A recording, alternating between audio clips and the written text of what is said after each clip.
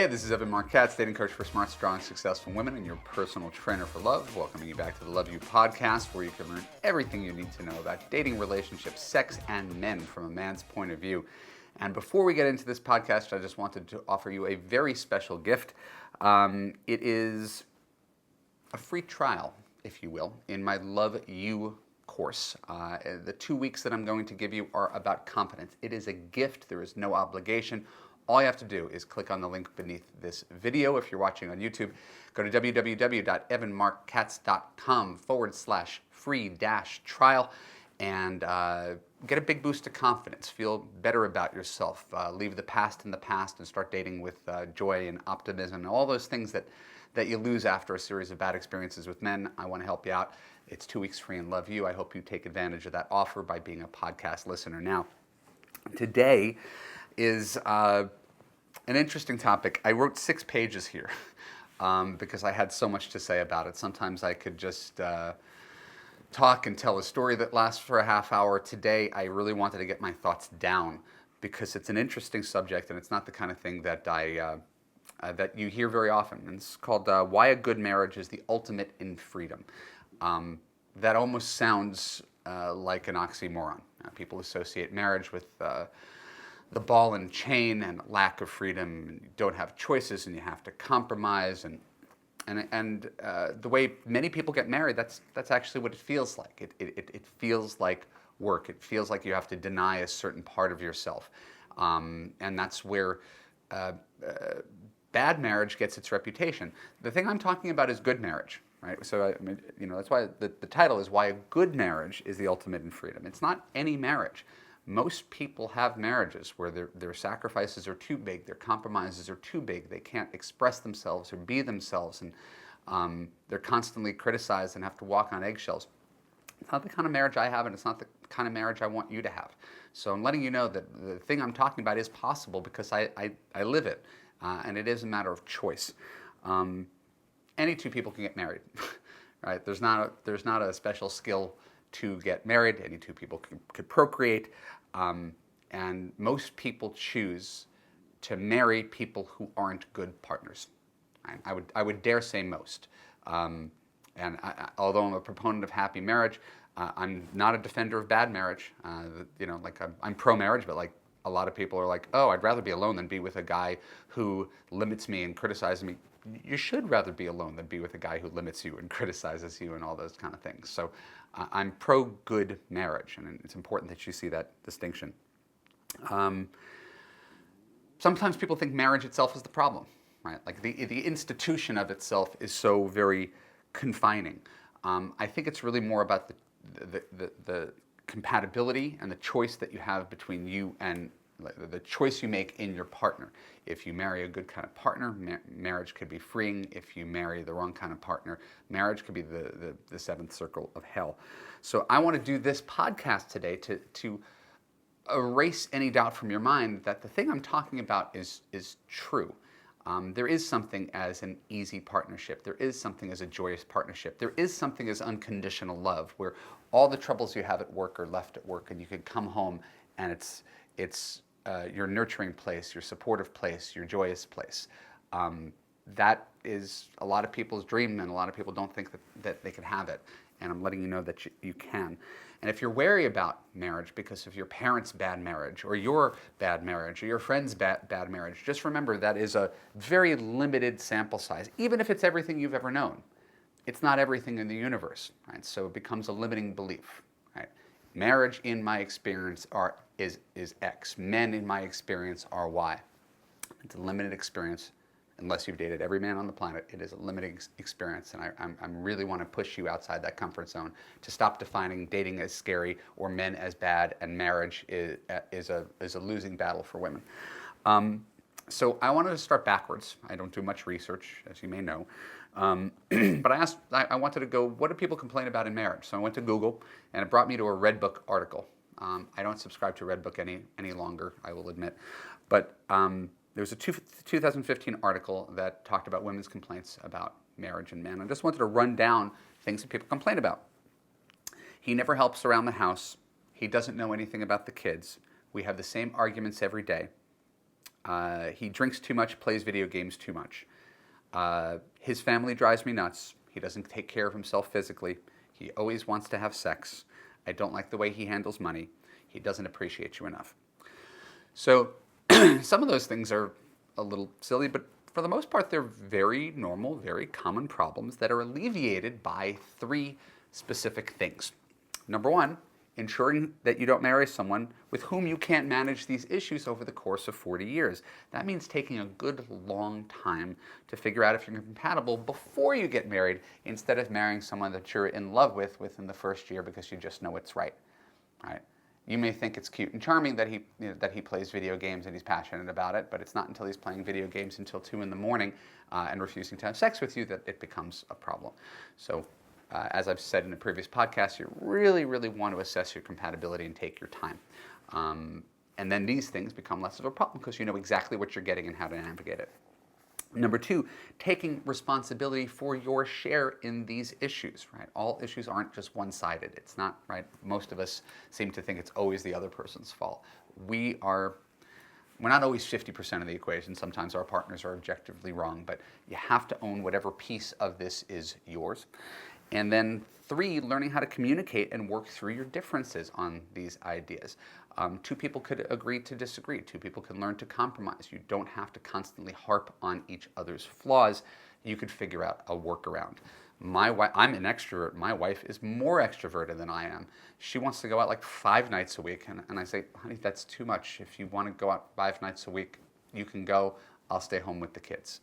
All right? She doesn't get angry at me. She just goes on another girls' night. Last night she went to see a girl on the train with her mommy friends who she saw like 3 times last week.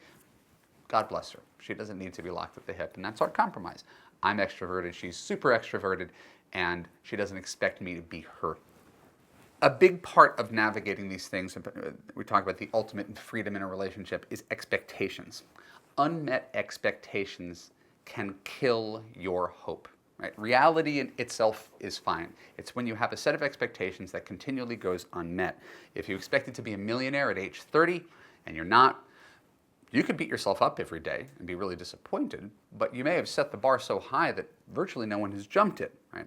If you expect to move to Seattle and have 300 sunny days a year, you might find yourself disappointed because that's not the kind of town Seattle is. And why set yourself up for that kind of disappointment? So having realistic expectations based on reality.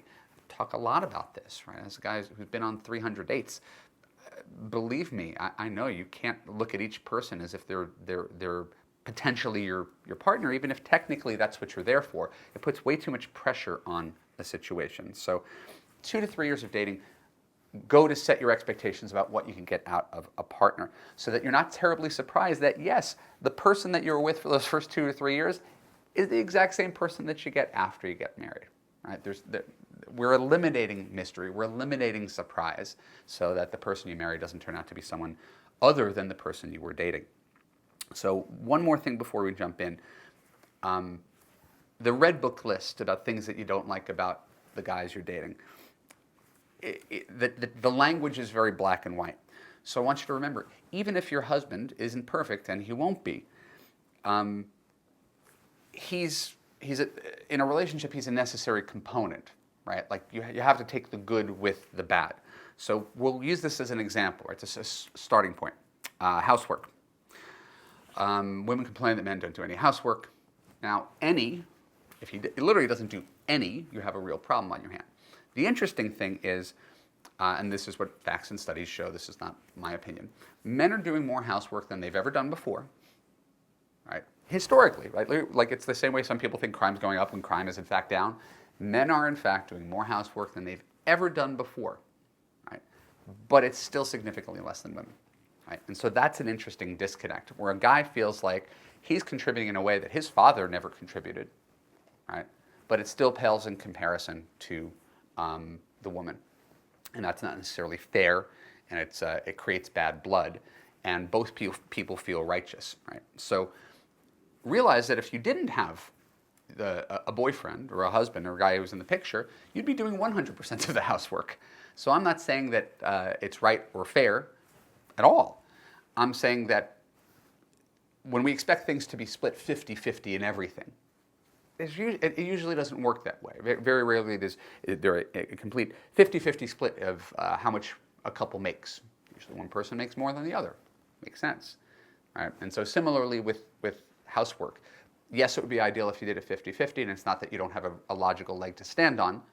Right? However, if you have a guy who's putting in 30% of the housework, and you were alone, you'd be doing 100% instead of 70%. So it's a net positive that is often useful to reframe if he brings other things to the table. Right? If he does nothing, if he brings no income to the table and he's like living off of you and you're cleaning up around him, that's a different story. I would never encourage you to be with a slacker. But pay attention to the things he does bring instead of just the things that he does not bring. Same thing goes with child rearing. You can complain, and rightfully so, that your husband is inadequate, but that's for the most part, and I'll raise my hand on this one, it's because men are usually not the primary child caregivers. I didn't intend on having this. My wife had the same job for 16 years before she married me, but she became a stay-at-home mom after 6 months after we had kids. She's like, I really like this mom thing. I want to devote myself to it. And so she is in charge of the house. She's in charge of the kids. She's in charge of the house and everything. And so when it comes time for me to do something, I haven't done it as much. And half the time I don't know what to do. And half the time she gets annoyed with me because I don't know what to do. And she's like, and then it becomes, well, just let me do it myself. Right? And and we see sitcom portrayals of clueless husbands. Part of the reason that they're clueless is that sometimes they're asked to step in to do a job that they rarely do, and if they do it, something is going to get lost in translation. And it's easy to focus on how he's not you and he hasn't memorized all your routines and doesn't know where all the kids' stuff go. And again, I'm talking as a father. This is not, for women who don't have kids, this isn't as applicable to you. But once again, it's always healthier to focus on being appreciative of what he does do, makes him want to do more, being encouraging, enabling him to do more. Hey, today we're going to teach you. Like, my wife still hasn't told me, the kids' clothes. She won't let me dress the kids because she's very particular about how things look. So I can't dress my own kids. It's ridiculous. My kids are 4 and 5. Right? They're almost ready to dress themselves. But if I wanted to help out and choose clothes for a day, no matter what I do, I'm going to do it wrong.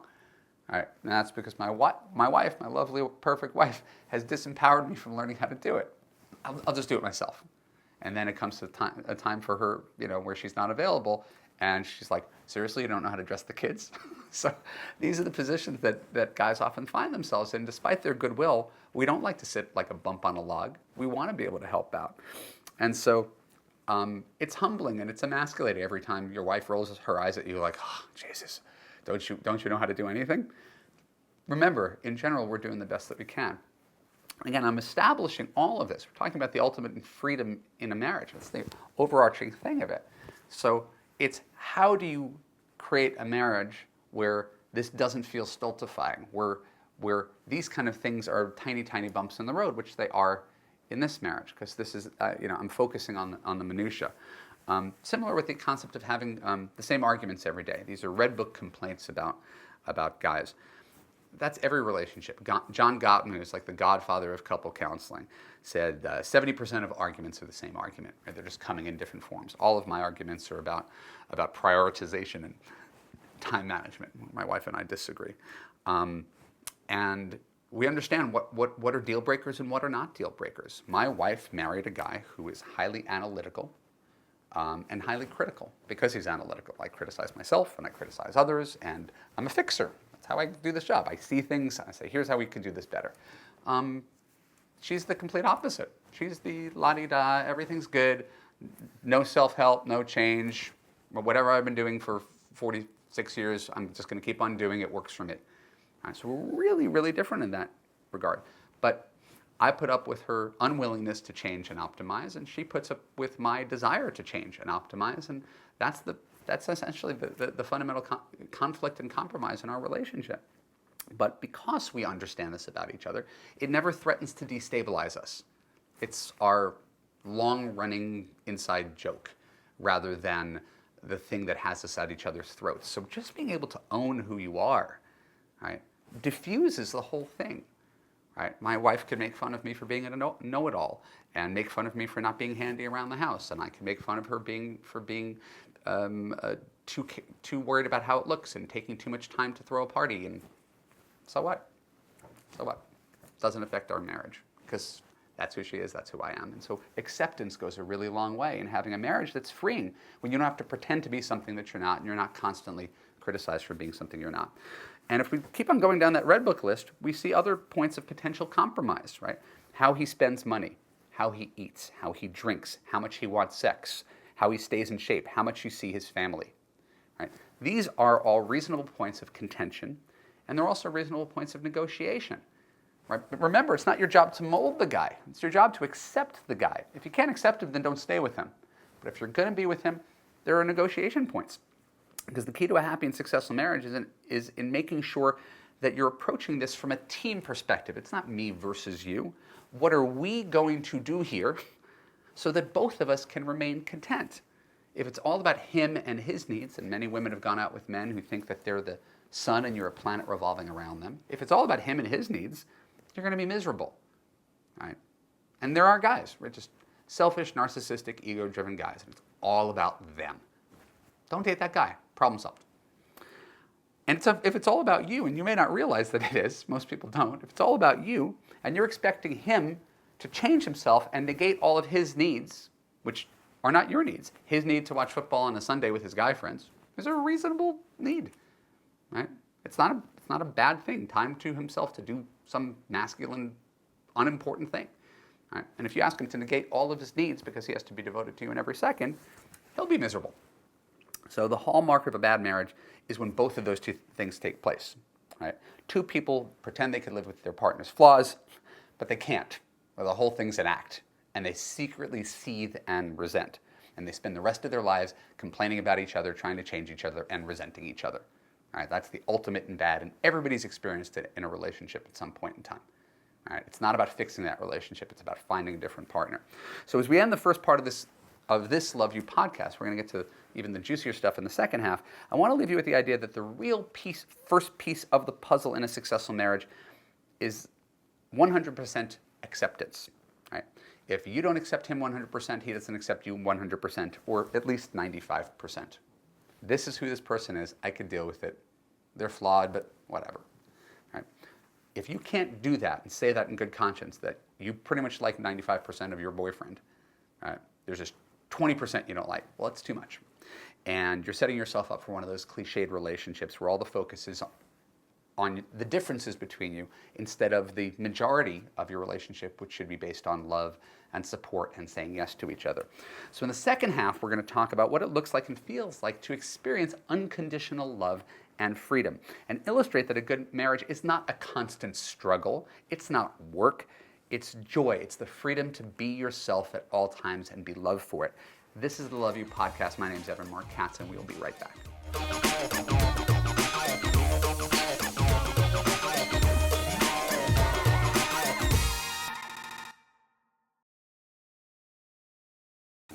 Hey, this is Marc Katz, dating coach for smart, strong, successful women and your personal trainer for love. Welcome you back to the second half of this Love You podcast.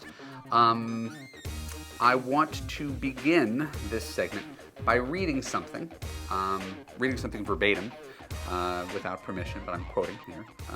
It's from Jonah Lehrer's blog. Now, Jonah Lehrer is a hell of a writer. He wrote a book, it's one of my favorites, called How We Decide. And his latest book is called A Book About Love, which is sitting on my shelf and I haven't read it yet. But in this blog post, he considers various theories on why married men make 12% more than single men. And trust me, I have a point. It just takes a while to get there. He considers and dismisses the idea that it's because they already have wives who do the housework, or that men who marry already possess the traits associated with high salaries.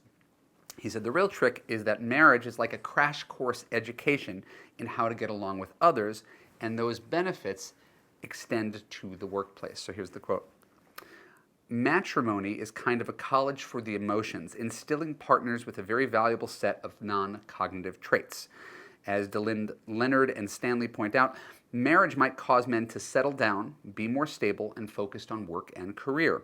While we often draw a sharp distinction between the worlds of work and love, and assume that the traits and skills that are essential in one domain are irrelevant in another, the marriage premium is a reminder that such distinctions are blurry at best. In fact, the talents that married men learn from marriage are roughly equivalent, at least in monetary value, to the income boost the average worker gets from attending college but not graduating. A bachelor's degree gives people even a bigger salary boost. There's some scattered evidence. Men who score higher in grit are more likely to stay married. Those with secure romantic attachments are happier employees. But these are just glimpses and glances of what remains a mostly mysterious schooling. Besides, the greatest skills we learn from marriage, or really any committed relationship, might not be measurable, at least not in the psychometric sense. This is rampant speculation rooted in my own experience, but it seems that marriage can provide us with a valuable sense of perspective, stretching out the time scale of our expectations. We learn that moods pass, fights are forgotten, forgiveness is possible. We realize that everything worthwhile requires years of struggle, even love, and that success is mixed up with the salty residue of sweat and tears. I have no idea how much that wisdom is worth at the office, but I'm damn sure it helps with the rest of your life. Now, I think that that's spot on. I always like to share things that I've read from other people that seem to hit the mark. Nothing holds up a mirror to you more than marriage. Nothing reveals who you are more than being in a 24/7 relationship with someone, because you can't hide from your own flaws. Your partner will reflect them back to you. You'll see what's wrong with you, whether he or she tells you or it bubbles up inside of you and you recognize that you are too emotional or shut down or run from fights or have anger issues or deep insecurities and fears that dictate the way you run your life. Right? Marriage reveals all of that. Insecurity is a big one, but being needy, short-tempered, and that's what's scary to so many flawed human beings, right? We're all flawed human beings, right? If you live alone, you never really have to face your own fears, right? They're not revealed to you on a daily basis. You could have your cat and you could have your dog, right? And they don't give you any feedback, and they love you when you feed them and when you pet them, and being alone doesn't reveal you. It doesn't push you to be a better person. It doesn't mean that people who are alone can't be good people. Of course not. Right? But marriage is a constant look in the mirror about how someone else perceives you and how well you can get along with someone that you claim to love and value. And in facing your own flaws, owning them, and doing your best to become a better partner, you do, in fact, become a more loving partner. Right? One should evolve. I would love to think I'm a better husband now than when I first got married 8 years ago. In fact, tangent, I remember, I feel like I told this story, but when I first got married, we just moved in together after we got married, and I went out I was out driving and I saw a taco truck, and I stopped at the taco truck and I bought 3 tacos, and I came home and I said, honey, I found this taco truck. It was just a few blocks from our house, and she said, you didn't bring me any tacos? And I was like, no, I just was so excited that I found a taco truck. I didn't even think about it. She goes, well, you know, it's my dinner time too.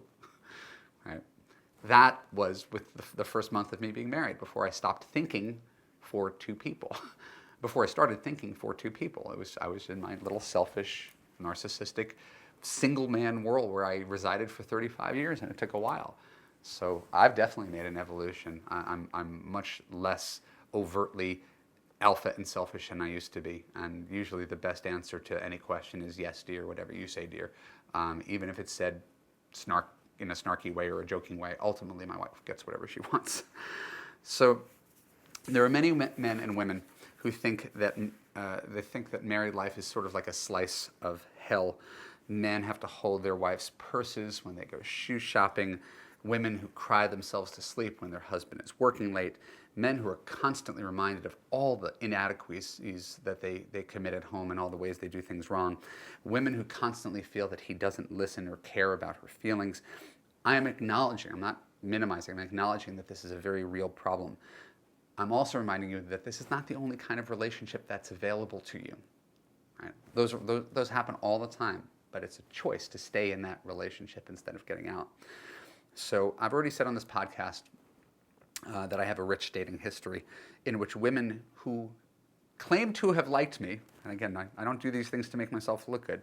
Women who claim to have liked me have informed me that I was arrogant, argumentative, tactless, dramatic, short-tempered, sexist, perverted, and even sociopathic. I was a girlfriend I was madly in love with. I was with her for 6 months. She dumped me 3 times. She thought I was a sociopath. They were all completely convinced of this from their experience with me. And despite my devotion to them, they all ended up dumping me. So to me, there are 3 things that are striking about what I just told you, and I want to point them out. I was madly in love with women who constantly reminded me what was wrong with me. Just right there. I was crazy about them. Never would have dumped them. Madly in love. And even if they were occasionally right, their questions, their observations. Why be in a relationship with someone who claims to love you, but constantly harps on your flaws and treats your love as if it's conditional instead of unconditional? Right. Unconditional is my wife knowing that I'm flawed and I know she's not going anywhere. Conditional is, you better change this, or I'm going to break up with you, or I'm going to break up with you unless you change. And that cycle of crazy making, which is, again, is not about acceptance. It's about, I don't like you the way you are. You better change for me or else. People don't change for other people. They really don't. Number 2, what I found striking. So I was in love with people who constantly reminded me about my flaws. Number 2, these women were aware of my flaws. I was largely blind to theirs. Right? I was willing to overlook their flaws because of some combination of chemistry and fear. Right? This was the best I could do. This is the high water mark in my relationships. So they had major problems with me, and if they had major problems, I didn't care. One of these women who didn't like me, I wasn't that attracted to her, but I didn't care. Right? Another one had deep psychological issues. I didn't care. Right? So when you're madly, irrationally in love, you could be criticized by someone and not even think about it because you're so gaga, head in the clouds in love. You sweep their problems under the rug while they're focusing on your problems instead of your strengths. And then number 3, the best thing that ever happened was that these women dumped me. And I could only imagine what my life would look like if they didn't. If I were still madly in love with a woman who thought I wasn't good enough and had major, major problems with me and brought them up at every turn. Right? If they didn't dump me, if they didn't have the courage to do that, and I just stayed. And this is what women do as well. They stay with a guy who, I'm in love with him, therefore I'm going to make the relationship work, and I'm going to stay come hell or high water. I'm going to hold on to this relationship because this is what love is, and you fight for love. And they're miserable. Miserably in love. The greatest gift you can give your man is your time and your acceptance. Suddenly, the same guy who's wary of women and afraid of marriage realizes that he's not averse to relationships. He's averse to being criticized and micromanaged.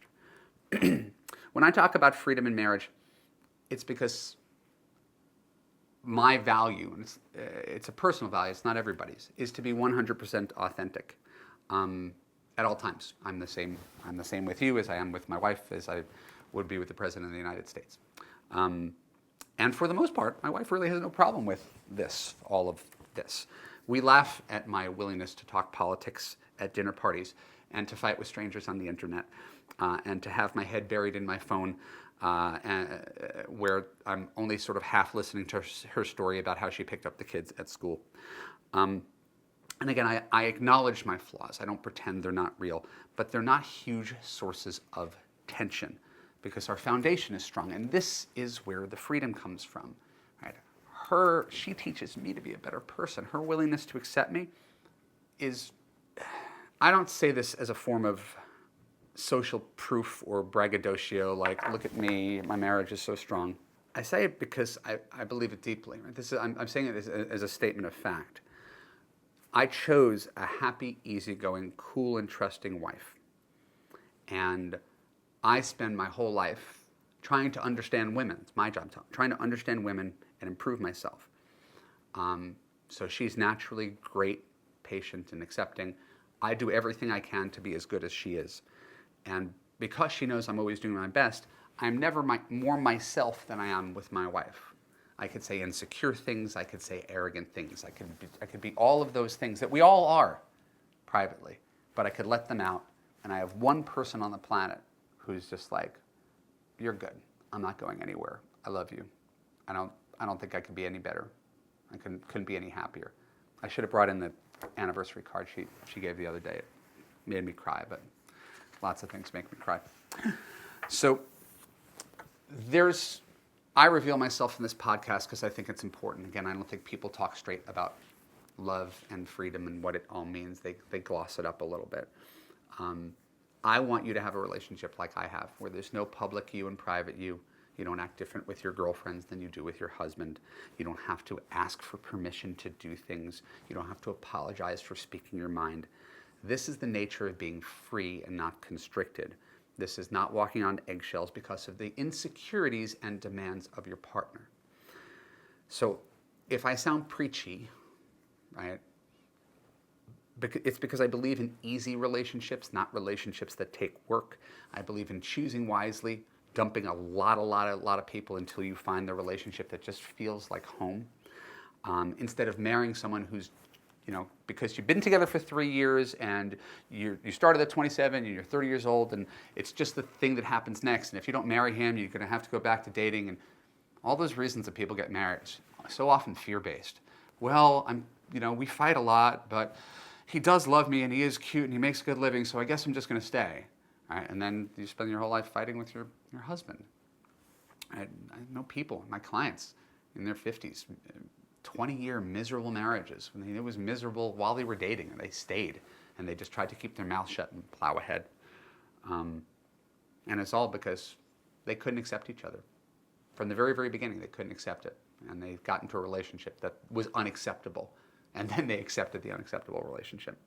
So to me, from me to you, from a guy who just celebrated his 8th anniversary and is in an easy, happy, joyous, unconditionally loving, freeing relationship, it's better to get out and find a different partner than it is to go your whole life biting your tongue with the person who's supposed to love and accept you the most.